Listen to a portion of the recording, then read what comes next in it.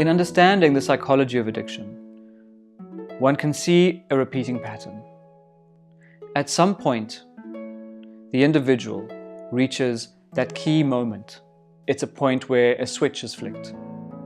It's the edge of the ledge, where there's no more steps to be taken, where the next point is just to fall. Let's use an example. I've been in a relationship for 2 years, and the sex started dwindling after the last 3 months. And now we're not having any sex. But I have issues around intimacy. I also have issues around abandonment and being rejected. So even having the conversation with my significant other about sex is too terrifying. The very idea of walking up to them and saying, "Hey, I need to chat to you about our sex life," creates such anxiety in me that every time I think about doing it, I withhold. But as time goes on, the desire, the need to have this conversation gets greater and greater and greater. But so does the restriction on having it. I still won't let myself do it. These two forces together leave me feeling hopeless, utterly powerless in that situation.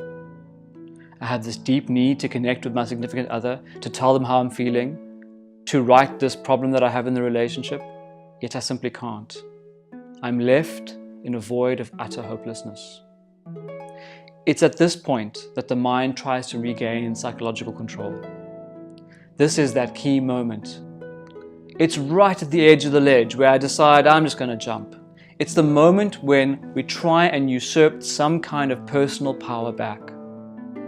In the example of having a conversation about sex with a significant other who I'm worried will leave me if I even open my mouth, this is that moment where I'm right there and I really need to get something done. But I simply can't.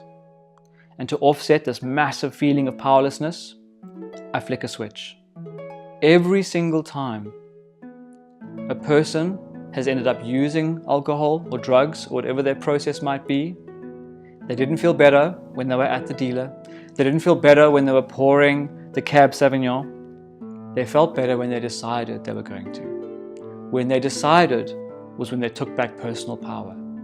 That was that key moment. It's when we decide to gain back power that we feel better. Not when we're drinking, not when we're actually using the drug. It's the moment we decide to. It is so powerful because it exists to free us from that hopelessness that we feel. It exists to free us from the powerlessness that's going on in our lives at that very moment. I want to tell my spouse I'm not happy with our sex life, but instead I go, fuck it. All this powerlessness I'm going to redirect. And then I find myself hours later at a bar. That is the key moment. We need to find our key moments in ourselves, and if we're treating others, try and find it in them. Try to help them understand what goes on before the key moment happens.